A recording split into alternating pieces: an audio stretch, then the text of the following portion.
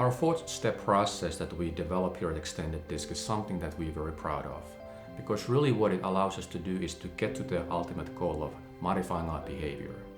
In step one, participants learn about the DISC model, and it's important they learn about the DISC model up front, because if they jump into their assessment results right away, they don't have the right context in which to understand their results.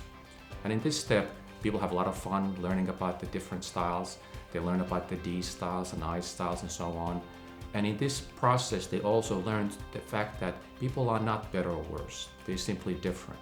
They have different preferences, different communication styles, and that provides the context in which they can then understand their own assessment results.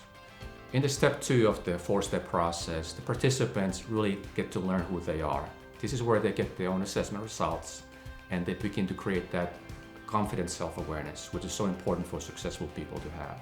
They learn about their strengths, they learn about their development areas. They also learn about those blind spots that we often talk about. And then they also begin to look at things like, how do I make decisions? How do I deal with stress? How do I tend to sell or lead, whatever the context may be. But this is really the foundation for them to begin to start the journey of becoming more successful. The third step in the four-step process is for the participants to learn to identify the styles of other people. We provide them a very clear roadmap how to do it. The process is very simple, and in fact what we'll find is that people actually begin to do it without even thinking about it. It becomes second nature, and now when they interact with other people, they begin to identify who is this person I'm dealing with, and that will help them to begin to think about how do I need to modify my behavior. The fourth step in the four-step process is the most important one, and this is really where we create value.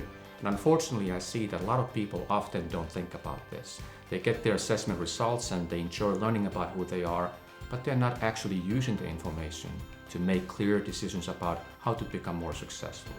In this step, we begin to think about what kind of conscious decisions I need to make to modify my behavior. It could be how I communicate. It could be how I'm as a leader, how do I sell and how I service my customers.